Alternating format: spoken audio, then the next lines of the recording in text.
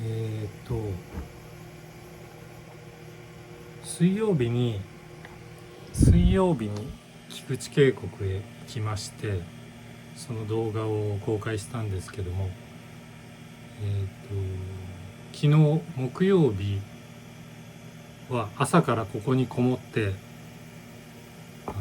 これを書いていたんですよ。アクリルのガッシュの絵の具で、不透明の絵の具で、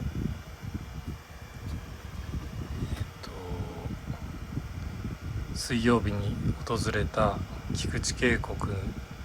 を歩く動画の中で僕が一番綺麗だなと思ったシーンを、このフレームを切り取って描きました。でね、まだこれ完成じゃなくて、なんかね、昨日描いた時点ではこれで完成だと思ったんですけども、やっぱりね、一晩ちょっと冷静にこれを見るとね、ちょっとこの辺の影の感じとか、あとこのね、岩の表面の質感とかがまだまだ書き込む余地があるなと思って、これからちょっと仕上げようかなと思うんですけども、なんかこれはね、昨日朝からお昼ご飯を挟んで夕方どのくらいかな、6時間ぐらい下書きから、下書きって言ってももうほんと軽くこの鉛筆で当たりを取って、あとはもうね、アクリル絵の具をどんどんのせていく感じだったんですけど、やっぱりね、結構この辺のね、岩とか水の感じを描くのがすごく楽しかったですね。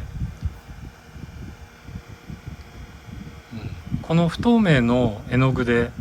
風景画を描いたのは僕初めてですね、多分。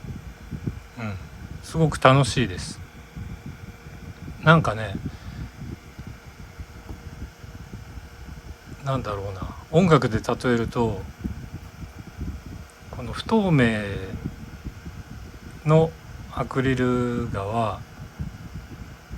クラシックって感じで、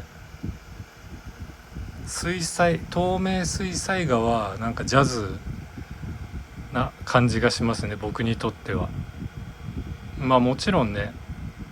透明水彩画でクラシック曲も演奏できるし、こういうアクリルのガッシュでジャズもできるんでしょうけどね。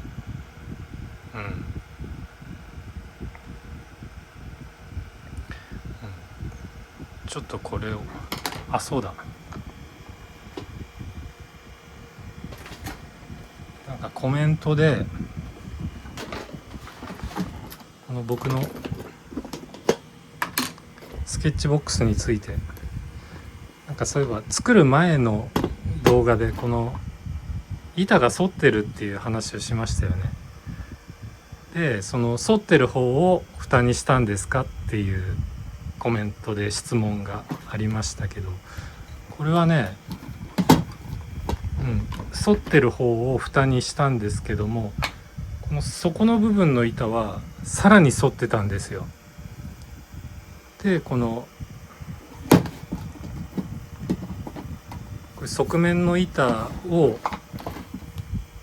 つけることで無理やりその反りを矯正した感じですね。で、このくらいの反りだったらまあ蓋にそのまま使っても、でもね、作った時よりもだいぶ反りが治ってきてる感じがしますね。最初もっと隙間があったんじゃないかな。そう、こんな感じでね、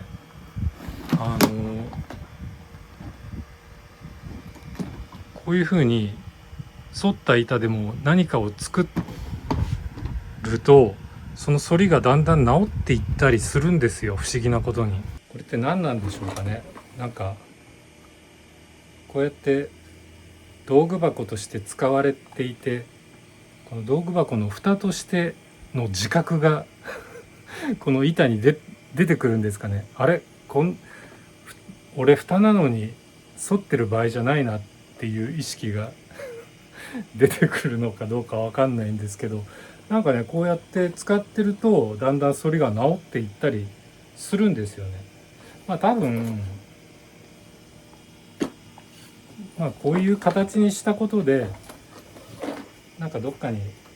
カバンに収めたりするときにこういう力が加わるんでだんだんこの反りがまっすぐになっていくんだとは思うんですけどね。だから組み立てる時にちゃんと気をつけなきゃいけないですよね。これを今こういうふうにかまぼこ状に沿ってる板をこの向きで使うのはいいんですけど、その逆だとねこういうふうに沿っちゃう感じで使ってると多分より沿っていっちゃうような気がしますね。なんかね木裏木表ってありますよね。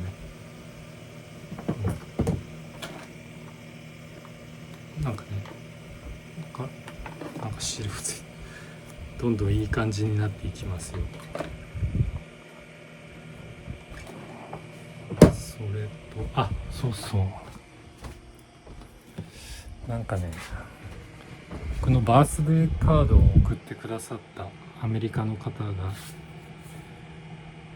またなんか追伸で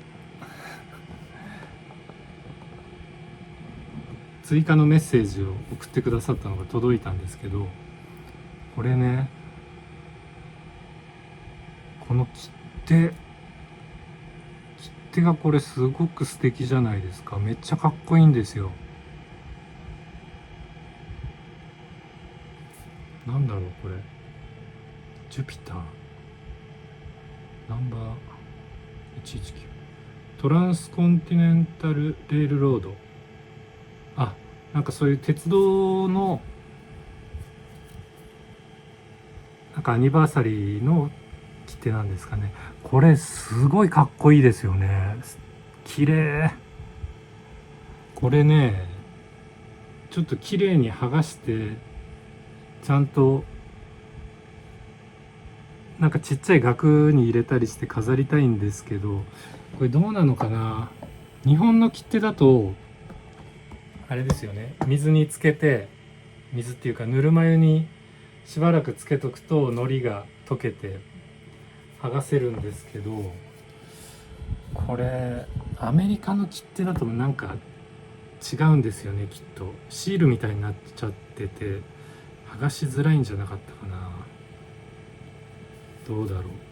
う。なんかね無理やり剥がそうとするとこの表の印刷にダメージがいっちゃったりするので慎重にやりたいんですけど、すごいかっこいいこの切手。このね